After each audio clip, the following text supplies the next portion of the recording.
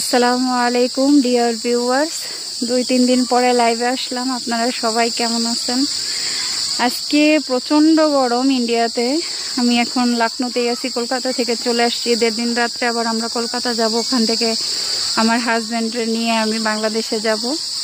তো একটা দুঃখের বিষয় বললেও চলে বা মজার বিষয় বললেও চলে। আমার হাজব্যান্ড তো ইন্ডিয়ান, আমি সবাইকে প্রথমেই বলছি।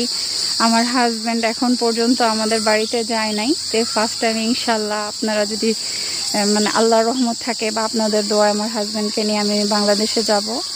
তো ঈদের দিন রাত্রেই হচ্ছে আমাদের আর কি যাওয়ার প্রোগ্রাম। তো আমি আসছিলাম ফ্লাইটে, এখন যাব আমার হাজব্যান্ডের সাথে আমি ট্রেনে জার্নি করে কলকাতাতে।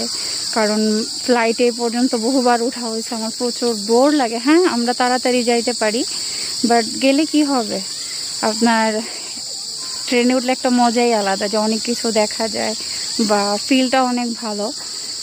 তো যাই হোক, আপনাদের সবাইকে অ্যাডভান্স ঈদ মুবারক। সবাই আমার জন্য দোয়া করবেন, আমার হাজব্যান্ডের জন্য দোয়া করবেন, আমরা যেন একটা ভালো জার্নি করে আমাদের বাড়িতে যেতে পারি। আর ও ফার্স্ট বাংলাদেশে যাব, অনেক হ্যাপি। সে আমার আম্মারে বারে বারে বলে, আম্মা আমি আসতেছি, উনি না আপনি আর তুমিটা ভুলায় ফেলে অনেকটাই। তো আমার আম্মারে তুমি তুমি করেই বলে যে আম্মা তোমার কি লাগবে তুমি আমারে বলো। তো আম্মা হাসতেছিল, বলতেছিল যে আসলে আমার তো বাবা কিছু লাগবে না, তুমি আসো।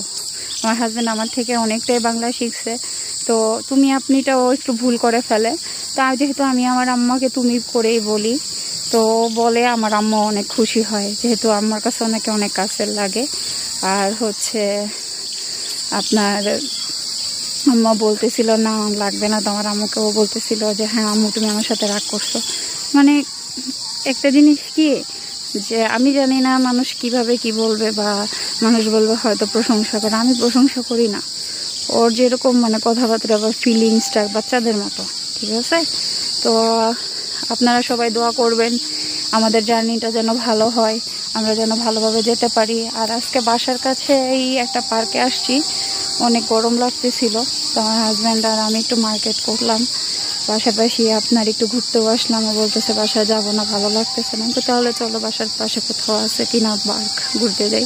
তো এখানে নিয়ে আসছে, মোটামুটি জায়গাটা ভালো, বাট আজকে ওয়েদারটা যেমন সব কিছু স্তব্ধ, এরকম হয়তো বড় ধরনের ঝড় তুফান আসার আগে এরকম হয়।